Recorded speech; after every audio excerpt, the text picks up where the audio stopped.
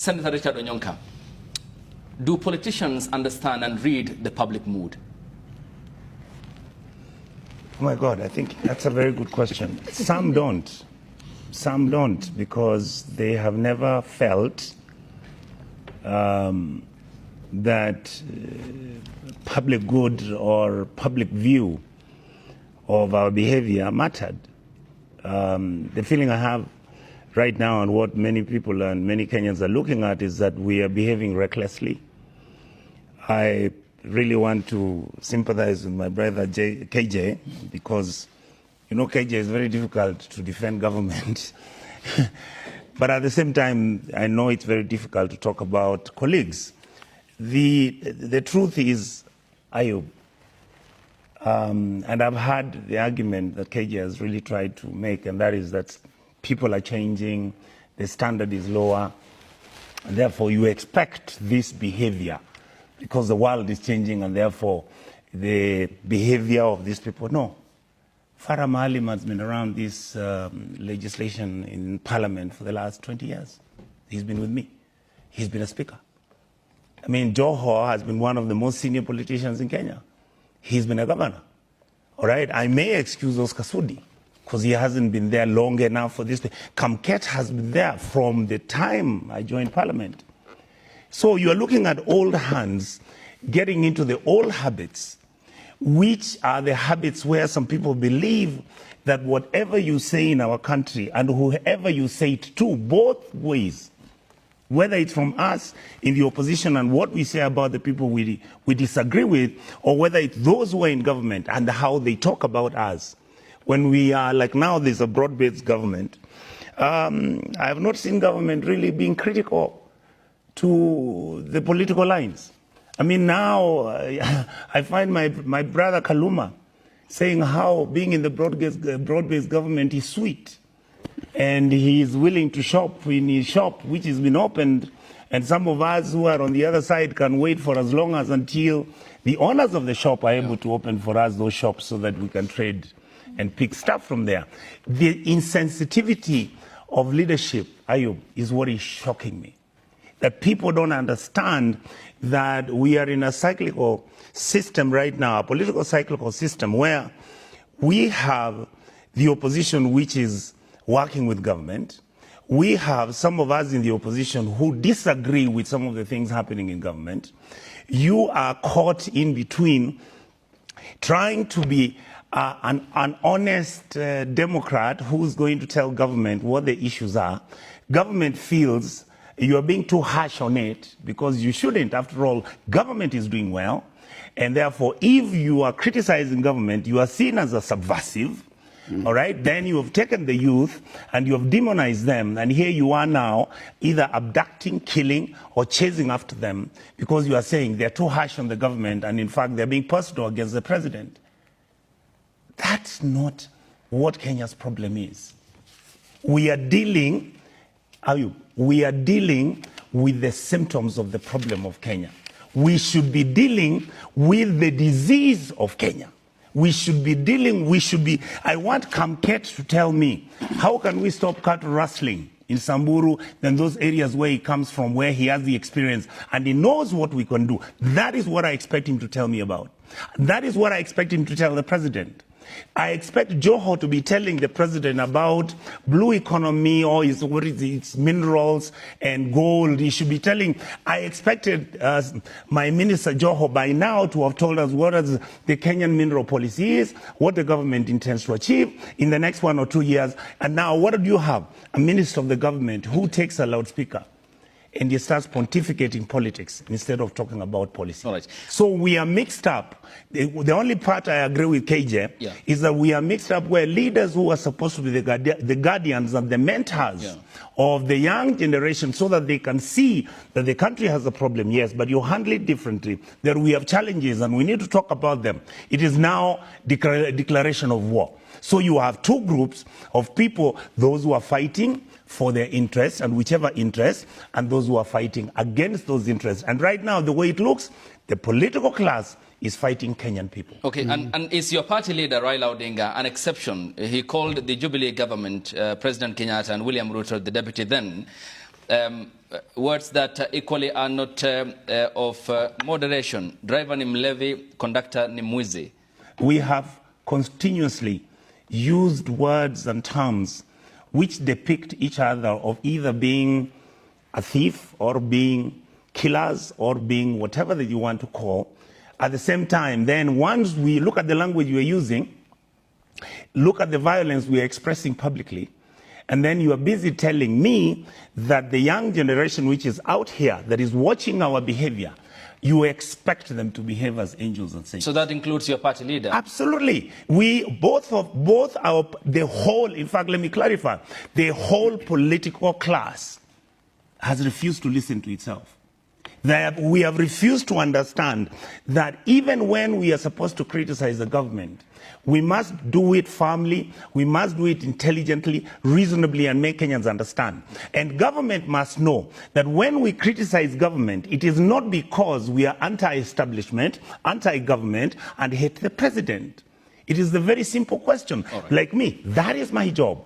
So if something is going wrong, like in the health sector, I'll tell the president, your people are now stealing. That's why they are fighting about medicine. All right. We'll come to the specifics about the flagship projects of the Kenya Kwanza administration. Just a reminder, President Ruto on the 4th of January 2023 said, I am an open book, so you can read me as you so wish, as long as the criticism is objective and fair to him and his administration. Honorable Gladys, when can the politicians summon themselves on the importance of moderating their language and their conduct in public?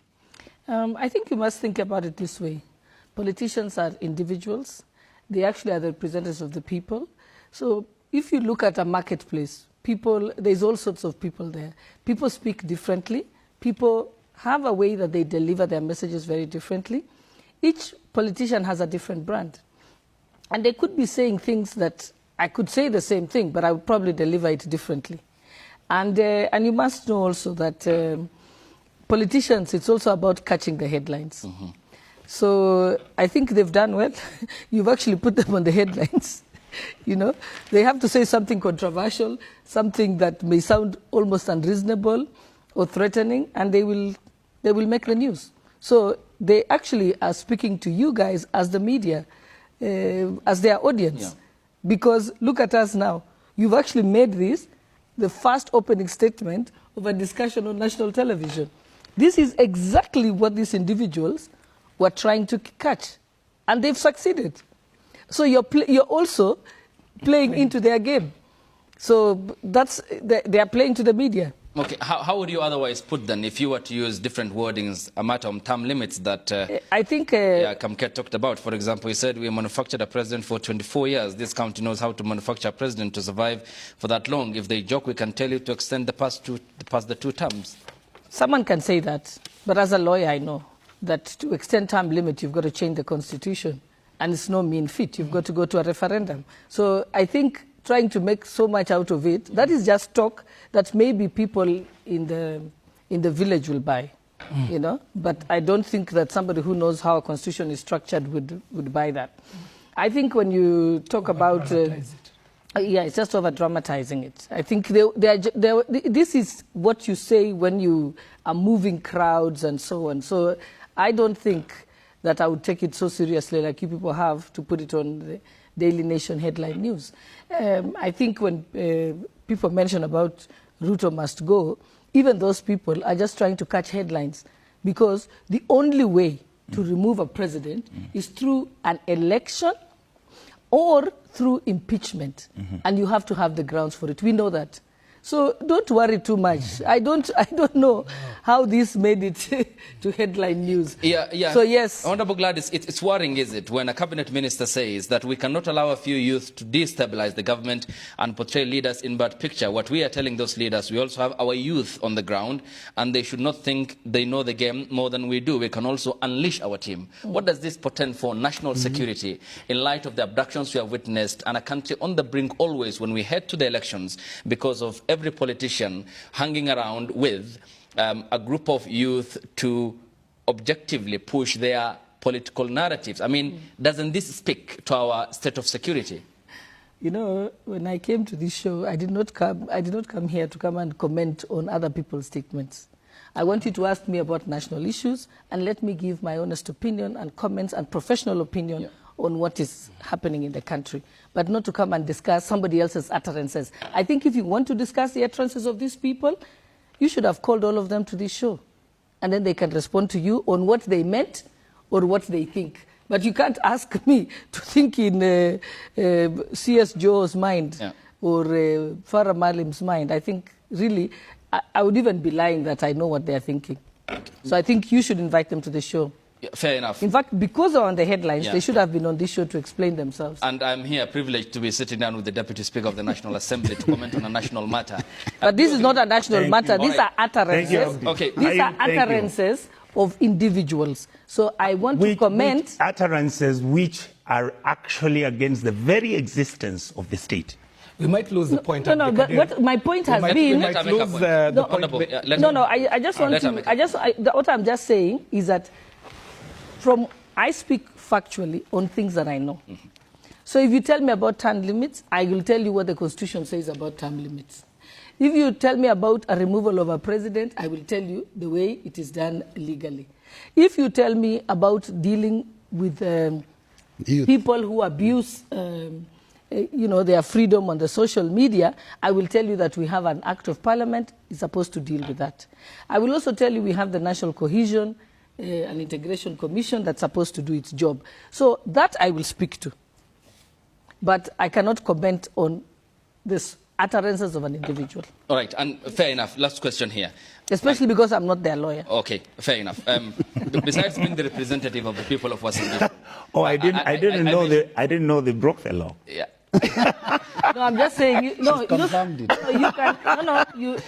can actually hold a brief for someone if they haven't broken the law. It's like the way a family during a funeral can have a spokesperson or a family lawyer to make comments. You don't have to be I was doing it in jest. Yes. Okay.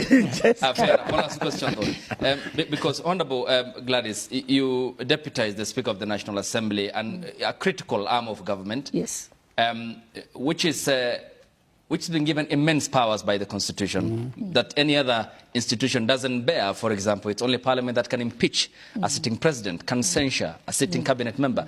A final question on this, because you said you don't want to respond to what individuals have said. For example, then, do you agree with the killing of 5,000 Gen Zs by Farah Malim? Again, those are utterances of an individual.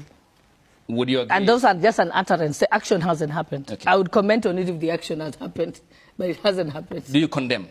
Sorry? Do you condemn? Of course, you know that killing people is a crime. Okay. Yeah. Honourable KJ, you had a point. But it hasn't happened. That's what I'm saying. There's no cause of action. I was saying those are just utterances. In the back and forth, and even the humorous tongue-in-cheek insertion by the Honourable Richard Onchoka, we might lose a critical point that is being raised by the Deputy Speaker. The Deputy Speaker is asking us, we have a newspaper in front of us, and even we are looking at the headlines, we can see what has been over-dramatized, to use her words. The same newspaper has on its front page